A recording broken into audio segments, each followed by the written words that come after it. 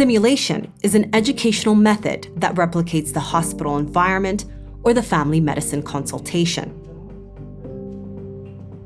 The UHS uses it in its healthcare program to encourage students to actively and progressively learn professional skills and behaviors. In keeping with its strategic plan, the university is implementing this method by including it in the curriculum together with training of trainers. It is also significantly investing in equipment and premises to fully integrate simulation in the students' learning process. At the Faculty of Medicine, the simulation method has been developed for 2 years in the international program.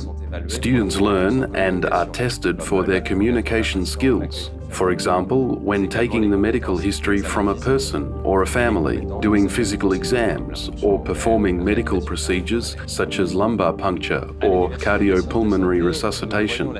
Our view is that simulation is rather a teaching technique than a technology.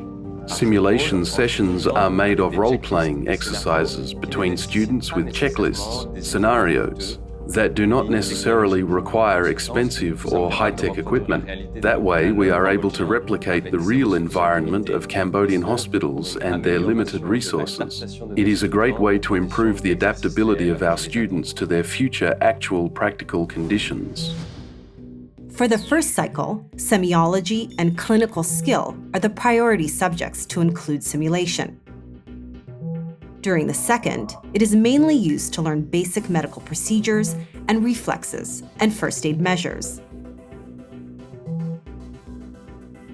The third cycle focuses on patients' management scenarios, emergency cases, reasoning, and decision-making. Each simulation learning level has its own objective. At the initial stage, the students will develop their basic skills.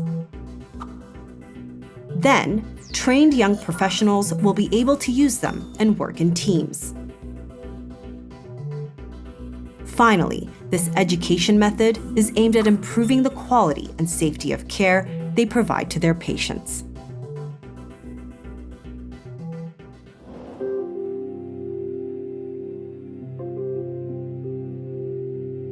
Simulation-based education is gaining ground at the UHS. Thanks to promising initial steps, the University of Health Sciences is now moving forward to expand its use for training and assessment. According to the strategic plan, all faculties and schools will have integrated this new way of teaching into their new curricula by the end of 2018 and use well-equipped and trained skill lab resources.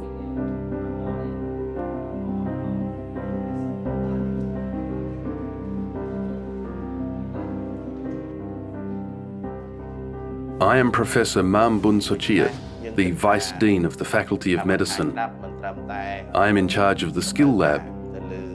Our ongoing cooperation, especially with France, makes it possible for our teachers to use the Skill Lab, as there is still a need to have better trained personnel. We could purchase our equipment thanks to our partners' contribution, but also through our self-financing efforts. And I hope that other countries will continue to support our programs.